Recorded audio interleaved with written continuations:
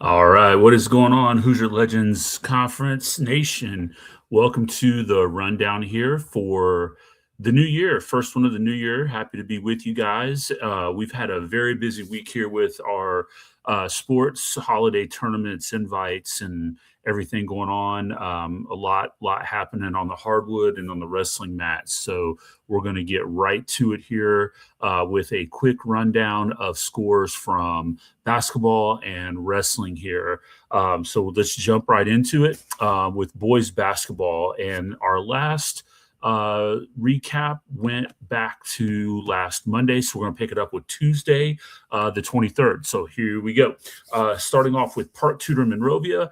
They played on the 23rd, and it was Park Tudor getting the 53-51 victory over the Monrovia Bulldogs. No box score was available for that matchup there. We also had a big HLC matchup that evening on the 23rd between Tri-West and Beech Grove. It was Tri-West traveling down to Beech Grove to get a big win on the road, and a balanced scoring attack helped propel the Bruins to that victory. 4 players were in double digits in that game. They were led by junior Ryan Miller, who had 16. So congratulations to the Bruins for getting that win. On Saturday, the 27th, we had Monrovia taking on Eastern Green and getting the win there, 59-52. The Bulldogs are now 4-3 on the season, and they will take on Mooresville tomorrow night. Then we started getting into some of our holiday tournaments. And the first one that we're going to follow here is Beech Grove. And they played in the 19th annual Bob Wedding Tournament. And they opened up play against Ben Davis and the Hornets. They've had a rough stretch here over the last week plus, having lost 5 of 6. But, they're really playing pretty solid ball. But unfortunately, they dropped their opening matchup to Ben Davis by a score of 68-37. They ended up playing 4 games in 2 days. They bounced back later that night to beat Richmond. So that was a good bounce back win. And shout out to sophomore Nate Ruth, who went off for 30 points in that game for the Hornets to help propel them to that victory. So big time step up there by my man Nate. Good job there getting that win, helping get that win there for the Hornets. Tri-West took part in the Switzerland County Holiday Classic.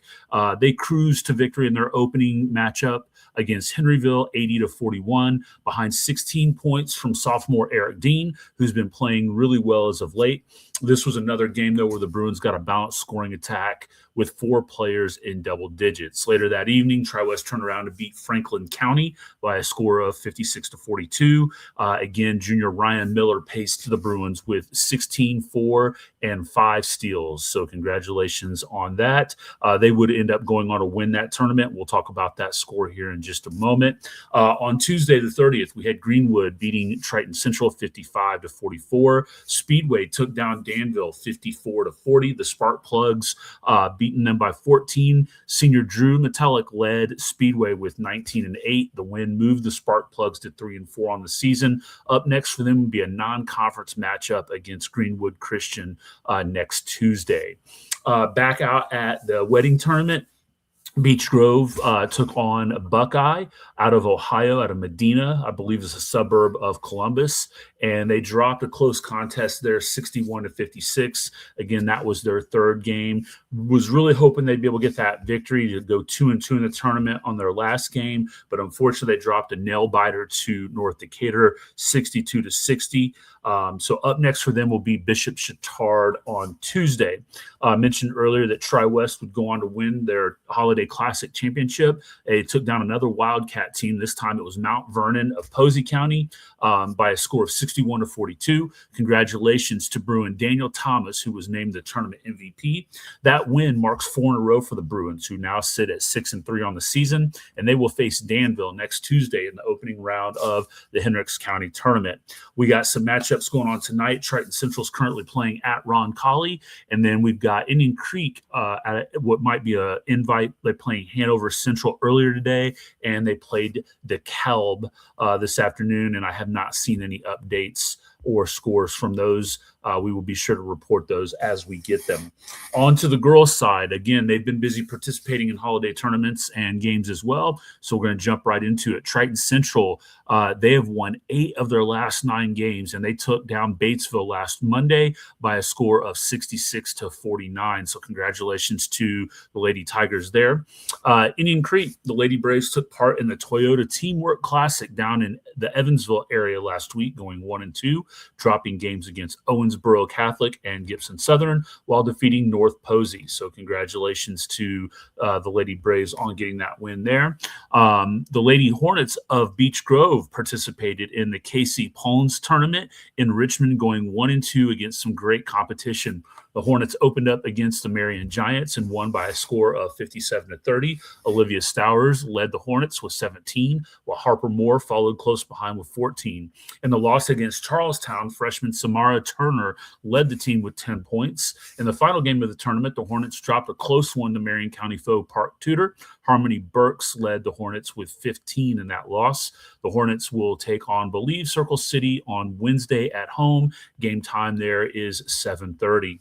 On Friday, we had Monrovia. The Bulldogs traveled to Vincennes University to participate in the Niehaus Lumber Classic. The Lady Dogs went 2-1 in that tournament, winning games against Evansville Harrison and White River Valley before dropping the final game against Evansville Christian. In the win against Evansville Harrison, Zoe Walls had a team-high 26 points, followed by 13 from Allie Talent and 12 from Ava Sims. In the win against White River Valley, Walls led the Bulldogs with 24. She was also the leading scorer in the loss against Evansville Christian with 8 points. Zoe is currently 25th in the state and scoring at 20.5 points per game. Keep up the great work, Zoe. The team altogether, I know it's a team effort, is 11-3 and will face a tough Purdue Polytechnic team tomorrow at 1:30 on the road. We moved to Tuesday the 30th. We had Brebeuf and Indian Creek. Indian Creek, the Lady Braves took part in the Brebeuf Invite, splitting a pair of games. They lost their first contest to the host Braves before taking down Lafayette Harrison. The team now sits at 7-9 on the season and will take on Greenwood next Tuesday. Today, we've got a couple of games on the girls' side. Arsenal Tech currently playing at Speedway. And then out of the Whiteland area, Tri-West this morning defeated Whiteland in the Rascals Fun Zone New Year's Classic. So congratulations to the Bruins on defeating the Braves 40-27 this morning. They would go on to play Anderson this evening, where they defeated them by a score of 50-40 to win that tournament. So congratulations there, ladies, on bringing home some Rascals Fun Zone hardware back to Tri-West. So congratulations there. All right, wrestling. The 2026 Girls Wrestling Sectional took place today, and here are your results. Indian Creek was host of the sectional, and they had a sectional champion in Ellen Nybert at 105 with a fall in the first round. She moves to 22-0 on the season. Elizabeth Dowdy took second place at 110, and Madeline Geyer is runner-up in the 130 weight class. So congratulations to those three there at Perry Meridian. The HLC had 2 teams participating there, Beech Grove and Triton Central. Beech Grove, Danica Ray got third in the 110 weight class. Anna McCarthy won at 120. Trinity Coleman took second. Caitlin Dibberin gets the title at 145, and Jocelyn Stinson is your sectional winner at 170. So congratulations to Beech Grove. Way to represent there. Triton Central, Harper Young gets second at 110. Aubrey Prop gets fourth in the 115 weight class. Farrah Cohen takes third at 145. Lillian Siegel gets fourth at 170. Zoe Gray stays perfect, moving to 25-0 to take the sectional title at 190. And Kaylee Burmeister finishes fourth for the Triton Central Tigers. So congratulations to all those who participated there. And then at Ben Davis, we had 3 teams participating, Tri-West, Monrovia, and Speedway. For Tri-West, Grace Marshall is a runner-up at 170. Casey Trivet also finished second at 115. Camber Posey takes third at 135 in an HLC matchup against Molly Thomas of Speedway. And Jesse Scalaro secures the win to take third at 130. For Monrovia, Monrovia, you have Ava Elliott taking third in 110.